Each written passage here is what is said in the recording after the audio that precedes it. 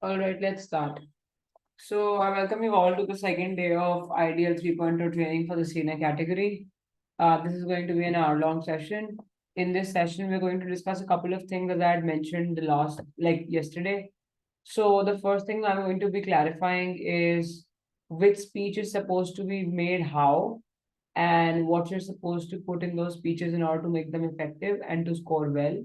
The second thing I'm going to be shining some light on is the adjudicator criteria, the basis on which they're going to judge you.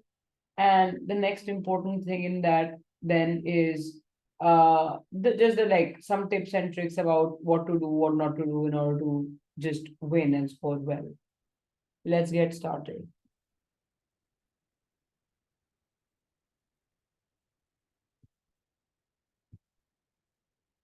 So the theme I had covered yesterday, quick reiteration. A theme is not the topic, which means there's no for or against in a theme. A theme is just like an overarching idea which you need to understand, read upon, so that when you're given the motion or the topic, it makes more sense to you because you have the background knowledge of the theme.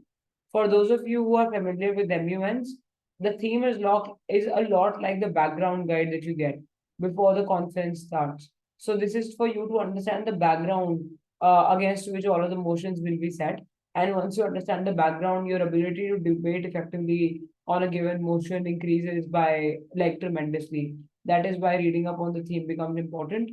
A couple of sites which you can use to read up on the theme, like I mentioned earlier as well, would be Reuters, Reuters, or Britannia, Britania. I bet some of you are already using those sites if you're into research or just curious by disposition. So that's, Ma'am, yeah, could you repeat the sites again, please? I could, yeah. So the first one is Reuters, Reuters. The other website is Britannia, Britania. Some other opinion pieces, if you want to read, would be like Quint and Mint are good, like they have good pieces, or opinion pieces. Then you could watch a lot of YouTube channels as well. You know them. Beyond Gravitas, Mint, Quint. There's this series Webcoop by Quint also. And then I mean Quint have a lot of good videos. And Scroll.in also sometimes has very relevant material. And what else? All right. Scroll just one more channel I want to recommend. Let me think. Yeah, Beyond Gravitas I've already mentioned, and News Laundry. Like the independent media houses on YouTube are also good in sharing content on India. Otherwise, you can be reading your newspapers as well. That helps always. Now, yesterday I had explained the format, and in my explanation of it, I'd explained that the proposition side is always the side that starts the debate, and it is the opposition that will end the debate in the one versus one format. How this works is that the first speech, the main speech or the constructive speech, these are synonyms for the same speech, is going to be delivered first by side prop, and then side op is going to deliver their first constructive speech. After So, the first speeches are over on both the sides, reply speeches will start again with prop. So whatever new starts in the debate, it is the prop side that starts that. All right. Somebody was wanting to ask a question. so, are we gonna be divided into like two teams or is it individual? You'll be it. No, this is an individual format. Okay, thank you. Right. Okay then. Now the main speeches. So since yesterday we've been saying there's a main speech and a reply speech, but then a good question to ask here would be what after all is a main speech, right? So a main speech is essentially the speech where you put all of your matter, the positive matter that you want to push as a particular side, right? So if I'm side prop and I want to push something as like a positive thing, then what I'm going to do that for that is that I'm going to make arguments and I'm going to do a setup. So the constructive speech includes two things. It includes the setup and it includes the argumentation. What is the setup then? In the setup, you're supposed to answer three questions. Where is this debate happening? Now, why do you ask yourself that question? Because any debate, it does not. Okay, you tell me in the chat, why do you think we ask ourselves this question in setting up the debate as to where the debate is happening? Where is this debate happening? What does that mean?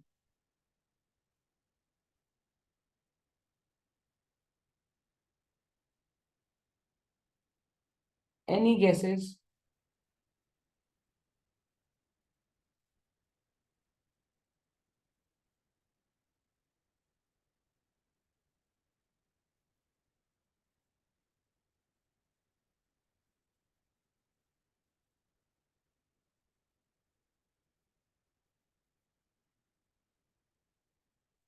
Am I audible to everybody else?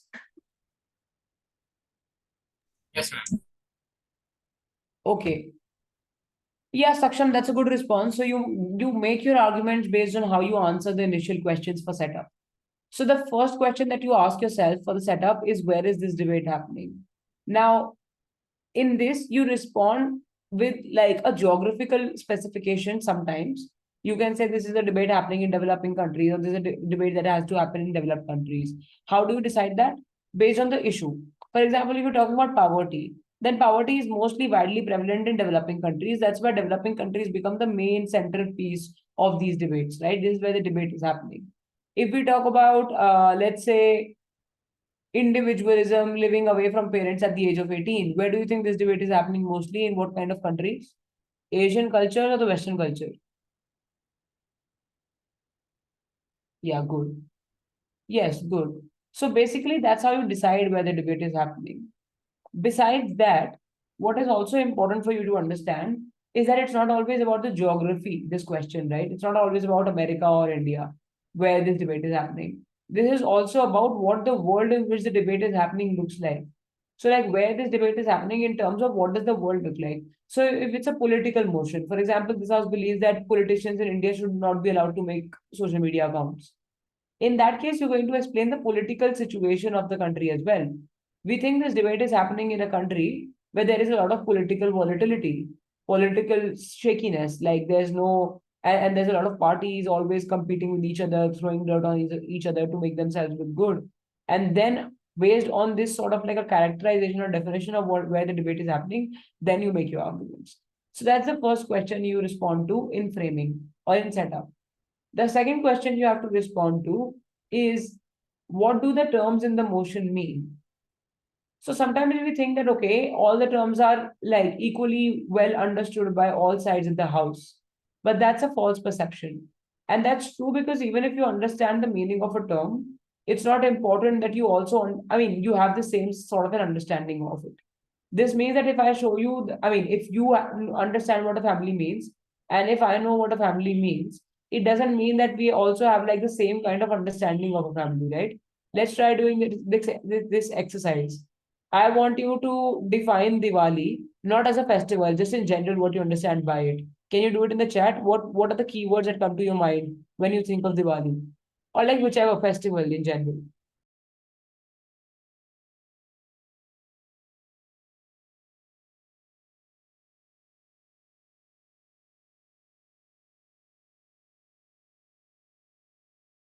Okay, so now look at it. Some of you are talking about victory, which means you have a very historical understanding of Diwali, right? So you're thinking about the mythological significance of Diwali, so on and so forth.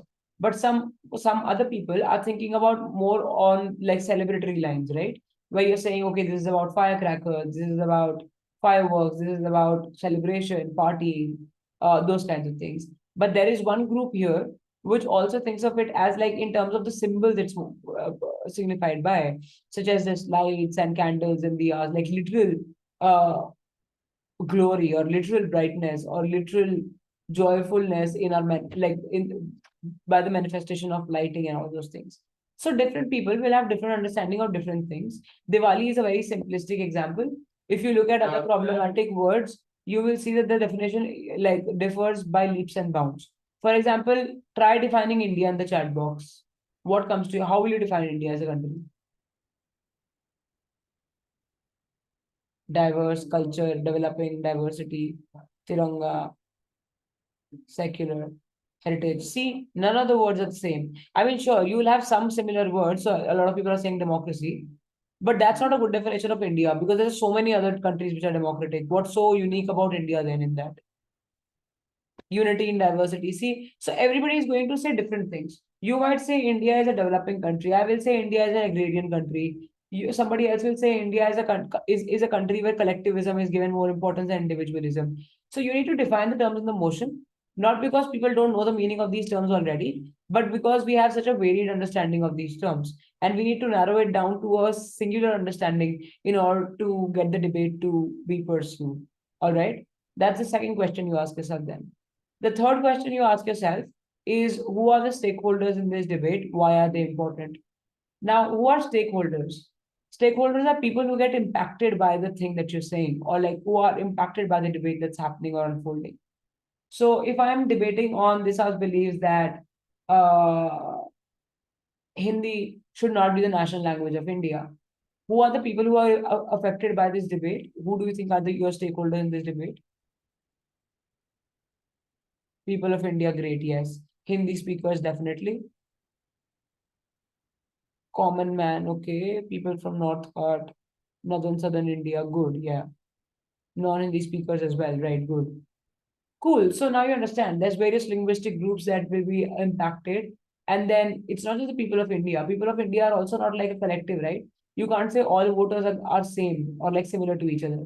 I am a voter and somebody else who is also my age is a voter, but we might be very different because we come from different family backgrounds, we come from different genders, we come from different political ideologies, we come from different schools and colleges.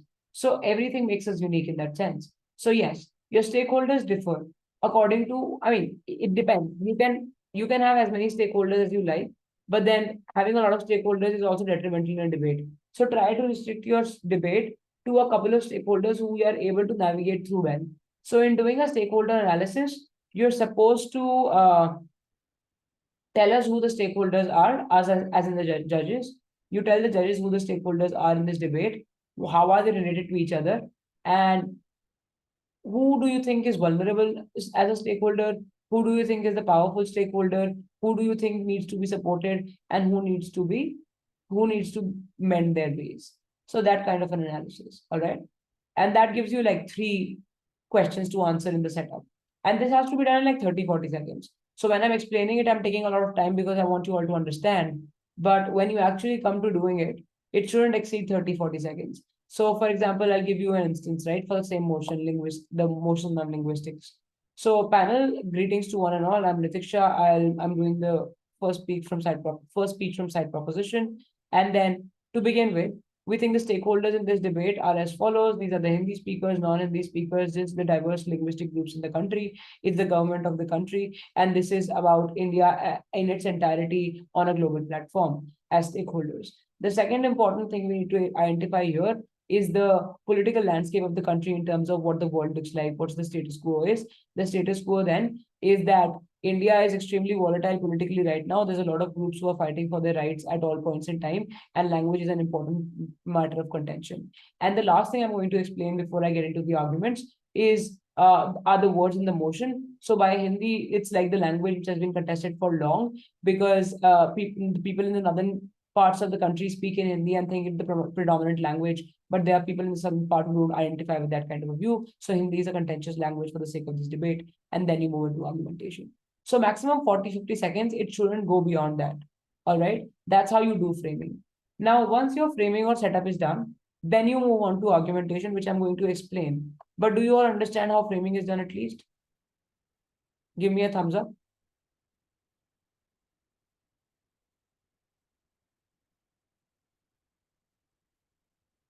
Okay. Cool. You can lower your hands. The next important thing is how to make an argument. How do you guys make an argument right now, like generally? What do you do? Put it in the chat, your methodology.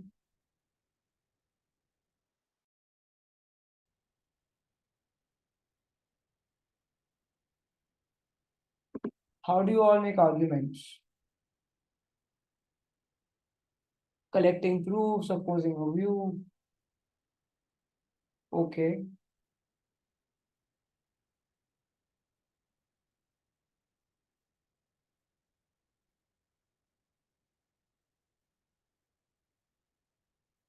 All right then. Okay, so you're both right and wrong. I'll tell you how to do it properly. Some responses are valid, some not so much.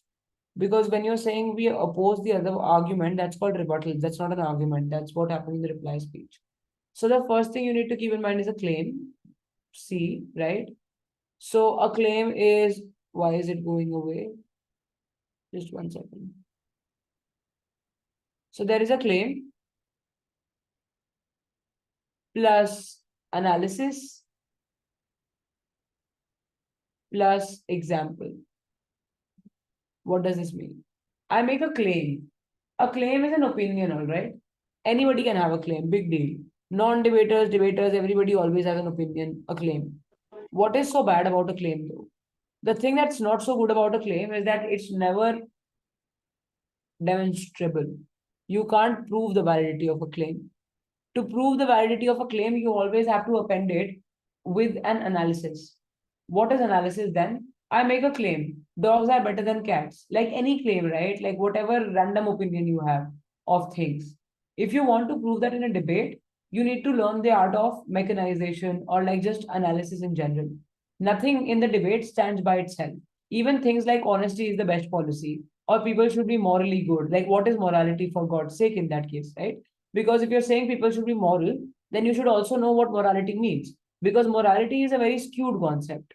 Morality is defined by the powerful people in the world, which means that morality is what the powerful people want the subjugated people to do. So morality isn't always all that good all the time. In fact, morality is a very subjective idea which everybody can have for their own self.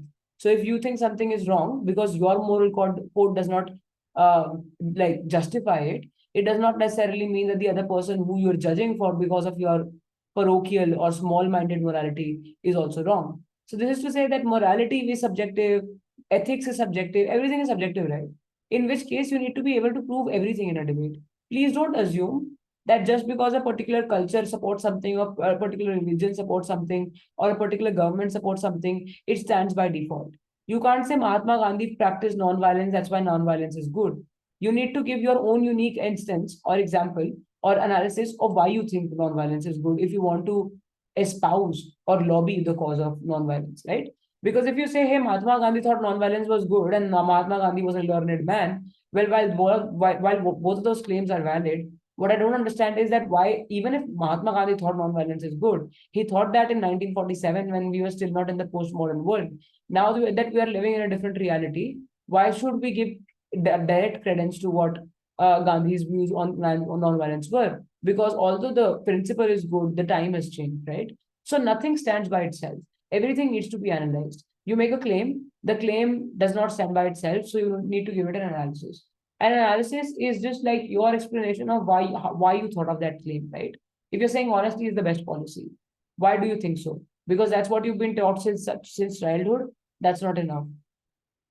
You need to explain why honesty is the best policy. So you will start by saying that, look, people live in a society, they trust each other. For example, if we don't trust each other, then we won't be able to travel in the metro, or we won't be able to accommodate ourselves in any public places, right? Because then we are all skeptical of each other if none of us are honest.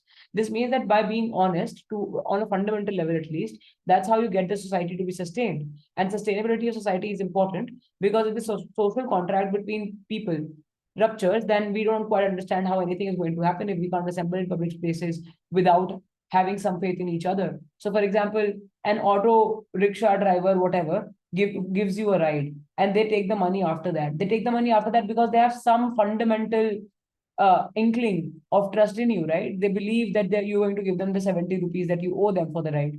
So, basic minimal faith and trust is required in humanity for societal functionality, and that's why you want honesty to be the best policy, or at least people to believe in that narrative. Now it seems more credible because I've given you an analysis for why it's important. So analysis, right? And the next thing you do in an argument is you give an example. So like honesty is the best policy. Why? And then you give an example. Like if a person is dishonest, they'll have to tell like 100 more lies to back that one dishonest response, right? But if they're being honest, then they're also fearless in the sense that they wouldn't have to like mull over things over and over again just because they said something wrong or fallacious at the outset. So in that example, I'm on a comparative explaining why honesty is better because it always gets you to live a fearless life. Whereas being dishonest would always make you self-doubt yourself. I mean, have self-doubt and like not be the confident person that you can be. Self-actualization thereby does not happen in the absence of honesty. So, analysis, example. So basically, claim analysis example, that's how you make an argument in its entirety. So the constructive speech is constitutes of a couple of things. Can you all put it in the chat box? What are the two important things for you to do in the constructive speech? The thing that I've taught just now in detail.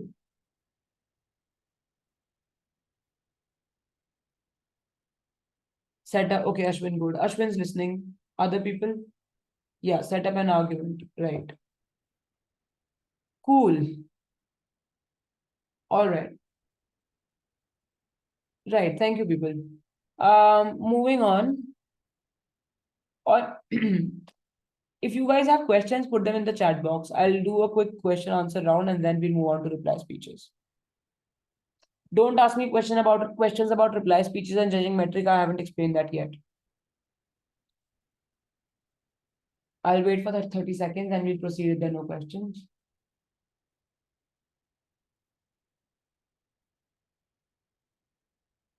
You don't have to form setup for each argument. You can just do it once and you can refer to it over and over again in each argument if you need to. The 3M stuff is coming up, Sanjana. The recording will be available, yes.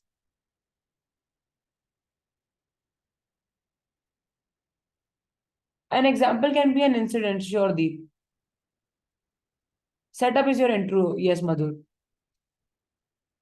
Parul, you're asking the wrong questions. I haven't started explaining that. All right, guys.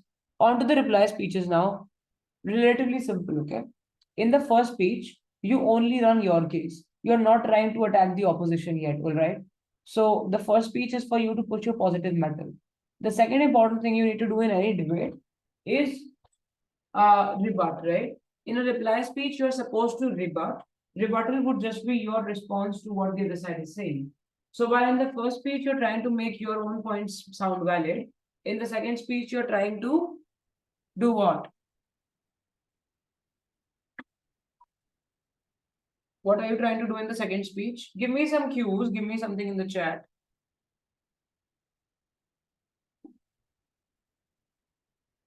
All right, couple of responses. Rebuttal will defend those points. Yeah, right. Fair. So the reply speech has two parts again, all right? The first part would be where you are rebuilding your case. What does rebuilding in general mean? Something is demolished, you build it all over again. So that's the same kind of thing. You do your first speech, the other person will get a chance to do their first speech. In their first speech, they will try to butcher you. This means that the same argument that you've run will need a certain sense of rebuilding for them to stand in the debate. So I make this argument saying, hey, everybody's morality is different, and that's why everybody should be allowed to follow their own morality. Somebody on the other side comes and says that, look, Nitiksha is wrong because everybody's morality, if it's going to be different, how are you ever going to make common laws upon which the society is based? So, like, if my morality is that I will not wait, if my morality says that lying a little bit is all right, then how am I ever going to get this person to testify rightfully without perjury in court, right? This is to say that then you need some common sense of morality in a society. Now, morality is detrimental, sure, because it's different. Like morality can not be the same for everybody, and not everybody can get to define what morality means. But then it's also to some extent required, unfortunately, for the society to work. All right. So in that case, it's important for you to understand that rebuilding is important. So in that case, you'll have to rebut the other side's point and like say that, okay, my point about morality being subjective still stands because I'm not talking about the most basic kind of morality. That is called law and order, right? Law and order is separate from morality. Law and order is you have to stop at the red light. I will. There's no moral problem with that. Morality comes in when your individuality is concerned. When where am I going to live? Who am I going to live with? Where can I study? Who will I marry? Those kinds of things which are more consequential to my life. When they are the things that are getting discussed, that is when morality comes into play, right? So you can say that you can make that clarification that morality for us is very nuanced things. These are not like basic stuff that opposition is blaming us with, like stopping on the red light. There's no moral doubt about it. That can be done through law and order. so on and so forth. So rebuilding is one very important part. You say that my argument still stands for whatever reasons you think it stands. All right. The next important thing that you're going to do then, right. The next important thing that you're going to do then is going to be rebuttals. Obviously, everybody understands what rebuttal is, what a rebuttal is fundamentally, even if you haven't debated before. Rebuttal is somebody says something, you need to respond to it and say that the other side is not making, I mean, you don't always say that they're not making sense, but you say that, okay, even if they're saying the right thing, our side of the house is still better for whatever reasons. All right. Very important thing that you must remember in this though, people tend to think that rebuttal is always about denying the other side.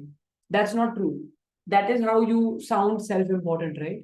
Like if somebody else is saying that, look, eating cold stuff gives you, I mean, a blocked nose or it gives you cold in general. I can't deny that stuff because it's real and that's what is true.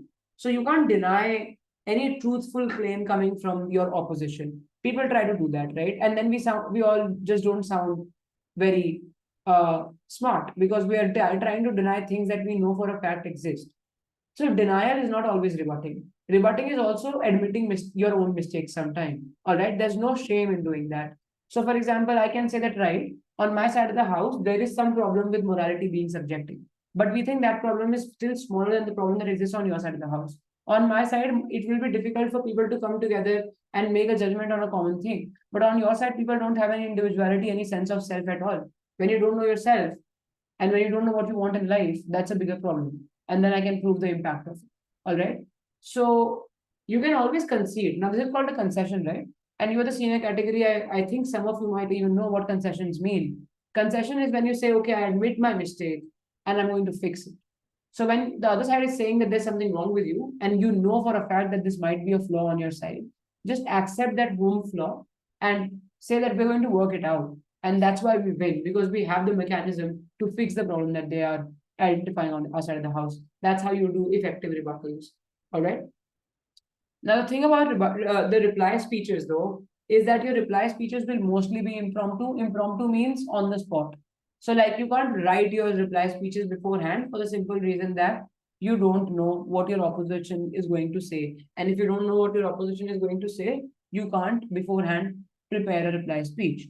That said, though, you can still get 30-40 seconds to gather your thoughts before you go into your reply speech. Nothing too hard and fast about like you having to go on the spot right then and there. You'll be given some time. So that's that. Now, about reply speeches in terms of their importance, right? People think that reply speech is less important, my main speech is more important. I don't see the logic in it. But some people tend to think like that regardless. To those of you, I'm going to tell you it's equal weightage. If you respond well, you deconstruct somebody else's case. If you give good arguments, you make your own case. Both of these are equally important things. You might have come up with a stellar case, but if you let their case stand, then the judge, I mean, you're still giving them a lot of power to win the debate. So both speeches are equally relevant and important. I'll take questions and reply speeches for the next 1 minute. We'll move on to the judging metric thereafter. Quickly, question in the chat. Also, give me 1 minute. I'll refill my water bottle and come back.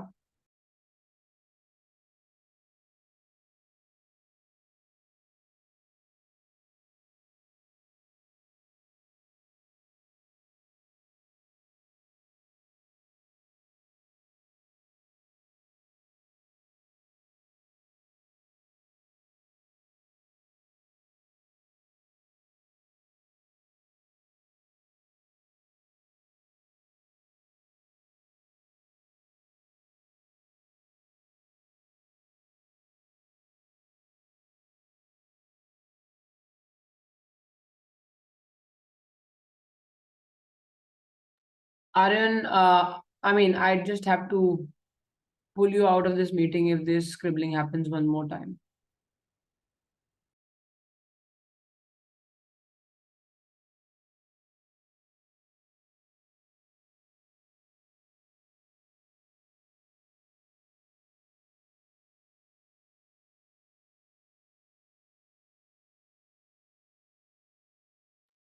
Okay, let me see. Yeah, that's a good question, Arunima. So the thing that you're not supposed to do in your reply speech is make new arguments. Don't make any absolutely new arguments, all right?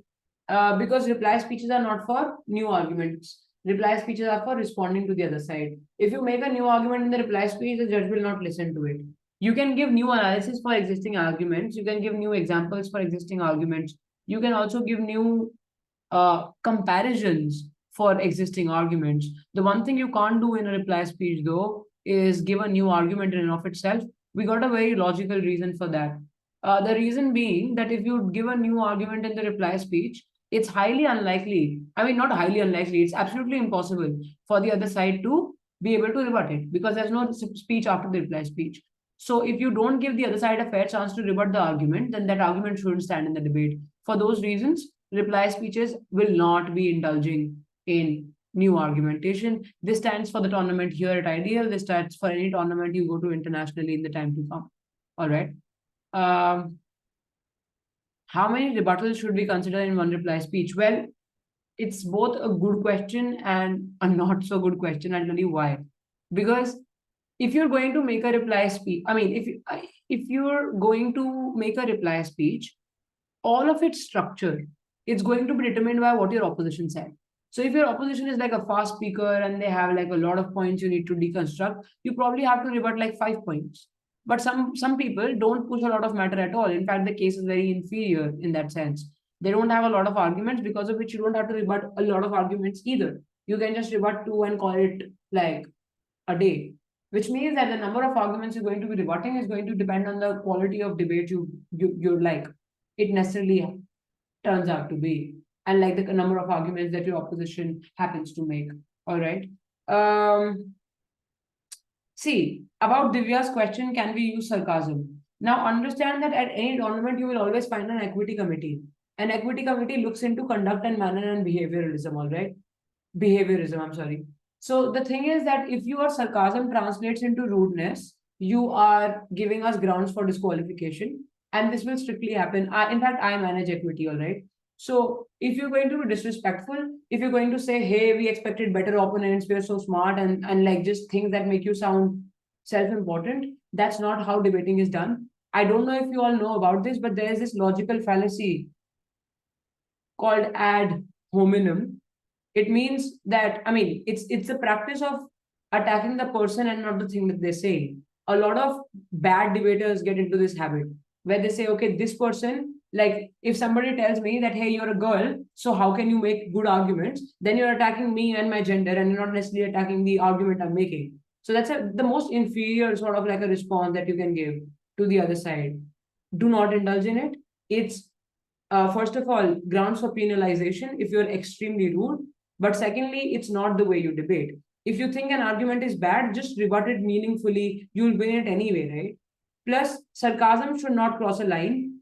Rhetorics should not cross a line. But sarcasm and rhetorics don't get you any marks anyway. So you make an informed call here, all right?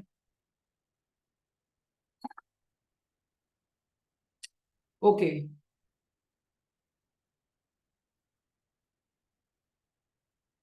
If your sarcasm is light and taken offensively, guys, listen, you don't have to go in roundabouts, right? You don't have to say, hey, I was all well meaning, but somebody took offense to it. What can I do?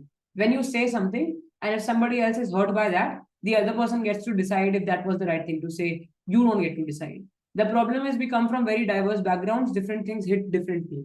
So the one way of like doing a making your argument foolproof in that sense and making it the most ethical is to ask yourself, if I'm making a comment on a community and if I was a part of that community, would I be okay with this comment? So if you're making a comment on women, I mean, whatever, if you're trying to be misogynistic, you think about yourself as like one and think about it like, would you like this comment if you were a part of the community? Likewise, we tend to make very general comments, especially because there's a debate on India in general. There's going to be a lot of people you're going to talk about, right? Like people in North India, people in South India. Please don't like generalize stuff. Don't say South Indians are like this and that's the only way they are. I mean, bad stuff, right? It just means that you're unaware. So just try to make the kind of claims that you think are not offensive, because if you were a part of that community, you won't find them offensive. That's the best way of like checking yourself. All right. Can we, instead of generalizing by putting the whole community and putting them like in a thing, like just stereotyping them, can we say most of these people in this community? I Can we mean, say even if you say that, see, the problem with that is even if you say most of the women, the problem is that, and even if you bring in stats, I mean, you can definitely say that, yeah, most people in the country, in India, don't pursue higher education or whatever. If you're saying those kinds of things, then you need to give me structured reason for why you think it's true. For example, I can say most women in India can still not take a stance for themselves, and then I can prove it by analysis, right? How? I can say that, look, India, I mean, every society has historically been patriarchal, but India is still largely patriarchal because we're still living in collectivistic societies. People are conservative, but also the political climate is of that kind. And like and we're going back to identity politics, not in India, just globally, we're going back to identity politics. And women are not empowered yet because education is something that takes time, right? So you get educated, you make something of yourself, and then the problem is with like the glass ceilings and everything, becoming CEOs of a company. Even if you become the CEO of a company, the problem is that men there would show microaggressions. So the kind of fight you have to put up with there in the workplace, and then eventually you get to yourself somewhere where you're heard as a woman, which means it's a long process. So if it's a long process, then we can like rest assured that feminism hasn't reached its zenith in India just yet, which is why we think most women in India, especially rural India, cannot yet take like a meaningful stance for themselves simply because they don't have the kind of agency or the resourcefulness. Feminism is still a very urban thing in that sense. So if I give you an analysis, right, then it makes sense for you to say most of this and most of that. But it doesn't make sense for you to say, hey, most of South Indians are like that, and end of story. I'm not going to give you an analysis for that. Am I making any sense here?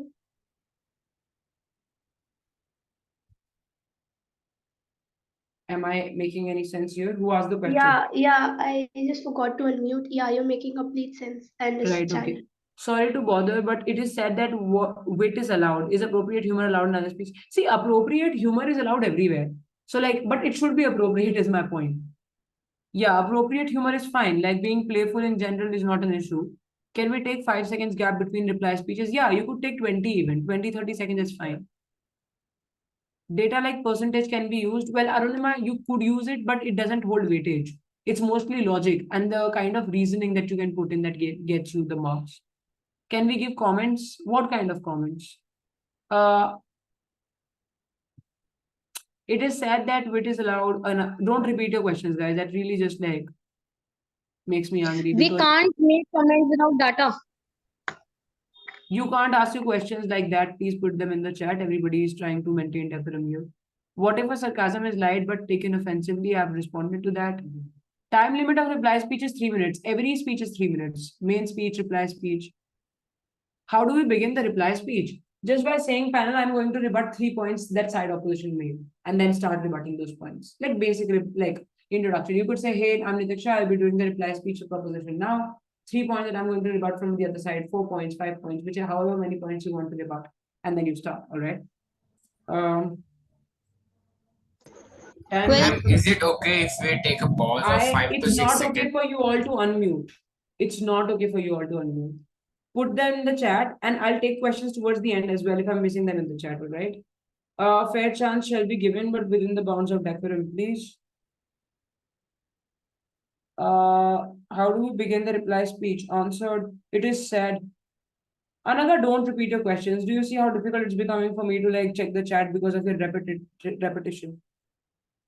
Same, Sanjana, don't repeat your question. Wow, how many times have you put in that question? Can we take 5 to 10 second gap while giving reply speech, or we have to talk continuously? You can take a gap. I mean, it's okay. Like fumbling, stuttering, those kind of things don't cost you anything, guys. Don't be self-conscious in that sense.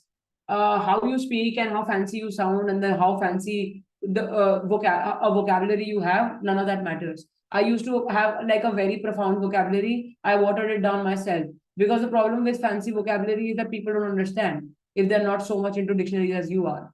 So just use simplistic terms, and if you use fancy words, then you also have to explain what that means. All right. So like I use ad hominem right now, and I had to explain what that means. Don't take that burden upon yourself in a 3-minute long speech. Keep it simple, but make it logical, right? Logic wins you the debate, nothing else. Like not the vocabulary, not how you're speaking, stuttering, fumbling, not an issue. Can we become sarcastic? Guys, sarcastic is very vague, and this is also not a question to ask you the senior category. You can check for yourself. So, good humor, witty humor, sarcasm is fine, but crossing a line is not. So you make a call, right? All right. Raise your hands if you have any new questions. I see repeat questions, and I'm really getting annoyed by the chats. People are repeating their questions. Raise your hands now if you have a new question. Snehal, yes. Actually, can we give factual data? And if it is a factual data, do we have to represent it? Do we have to tell the source? No, source nobody is going to ask for. Like I said, it's about reasoning and logic, right? So every argument I am giving you guys, I'm analyzing it. I'm saying, okay, this is how things were. This is what has happened since then, and this is why this will happen or not happen. Whenever you're investigating the likelihood of something happening, what is the likelihood of all of us getting disconnected from this call right now? Zero likelihood. One or two of us might drop. All 33 of us cannot drop from the call. So you come to the likelihood by contemplating a lot of things, right? Like, okay, everybody has a stable internet connection, mostly because they try to keep it that way. You pay for the internet connection, so it's mostly stable. But secondly, all 33 of us are in different parts of the country or even outside of the country for all I know. So that's why we can't all drop at the same time. So I'm giving you a logical analysis for why something is likely to happen or not likely to happen. That is the kind of logic that wins you the debate. Data is unimportant in this format. All right. Okay. Cool. All right. Any other questions, guys? New questions, though I don't like repeating myself. You'll have the recording. You can listen to all of this all over again. All right. Assuming What if we? Oh, sorry. yeah.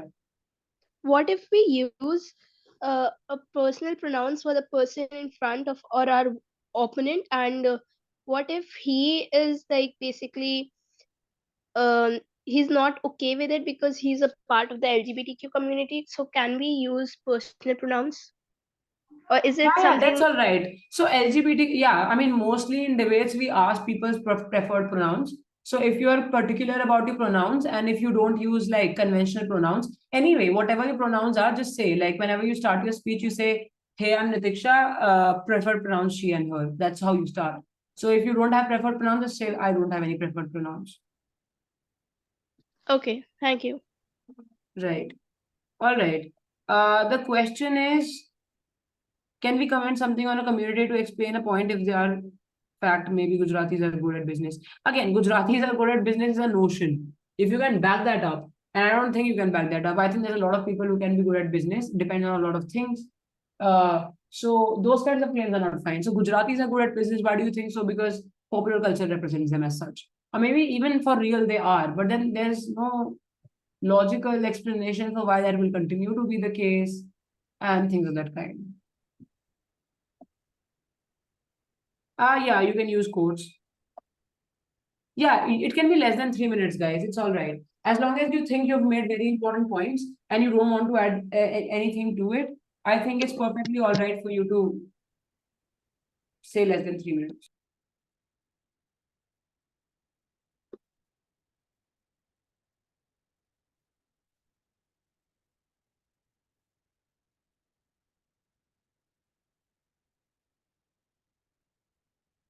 All right, I'm sorry I got muted.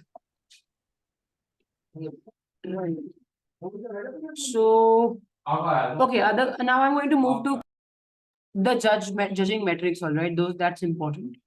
Some of you see this I've already explained. Argument, claim, analysis, example. Matter, manner, method. 3 things that you're going to be judged on, right? So matter will be like the content that you're pushing. What is the speaker saying? Is there a good quality of the argumentation? Is the analysis good? Are you making simple claims or are you also backing it up with good examples and analysis and logic? And again, the quality of your rebuttals, content wise. Are you relevant to the topic and the side, or are you preparing from the wrong side and coming to the debate room? Those kinds of things, all right? The second thing is manner. Manner is again same weightage as matter. Matter will have 10 marks, will carry 10 marks. Manner will also carry 10 marks. But in manner, look at the things that are encompassed, right? Eye contact.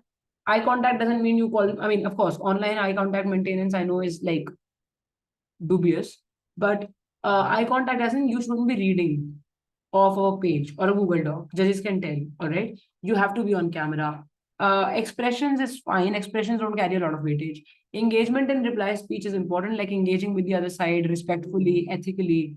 Maintenance of decorum in the house, as in not just directly contacting the judge or not like giving them some inputs to the chat box. Those kind of things are not allowed. You can't directly engage with the judge when you're debating. You can only engage through your speeches. You can also not ask your other side for any questions because that's not allowed in this format. So all of that is a part of manner, right? If you're creating a lot of ruckus in the room by doing things that are denied to you, that should impact your grading. Now, method is the person engaging with their opponent. So method is like, see, you could have a great argument, you could have great content, matter, research, right? But if you don't present it properly, then the judge will not be able to take the notes effectively, right? I could say one thing really in a really good way by articulating it well and putting it well. And then there are ways of presenting thoughts, but in a very muddy manner. So structure is what I taught you, right? It's a claim, analysis, example. If you don't do those things, it's likely to cost you, all right? Because if you do example before the analysis, then it makes less sense. Trust me on that. So you need to have the claim first, analysis second, and example third. All right. That's method. So 10 plus 10 plus 10 makes it 30. You'll be marked out of 30 for each round. There'll be 3 rounds. So out of 90 should be your score in the 3 rounds. Can we reply to or claim what? Can we reply to the rebuttal that we get? I think that's the question. Yes. When do you know that your analysis is complete? Just, like when you're able to come to the point, right? Like when you're able to explain why you are saying what you're saying, that's when it's complete. If you're saying women can't raise their voice or like women are not empowered in rural India, tell me, how does education work? Even if you're educated, how does finding a workplace work? And then even if you've found a workplace, microaggressions there, problems there, fighting yourself, fighting your way out. What does that look like? And because all of that takes years, then yes, sure, feminism is yet to happen at its peak in India. If you that's it. That's analysis. Because now I've proven the point that I started with. That's how you know your analysis is over. No, judges will not ask questions. Can we start speech with shloka or yeah, you can do that. Transition can be like, see, transition from rebuilding to rebuttals is not a problem. Like you don't even have to specify that you're transitioning. The judge will understand themselves. But you can say that, okay, 3 points of rebuilding, after which I'm going to move to my rebuttals, like that. Or the first minute I'm going to use for my rebuilding, and then I'm going to move on to rebuttals. That kind of an approach. No, not like an MUN. Can the speech be opened using a quote in Hindi? You could do that, yeah, sure.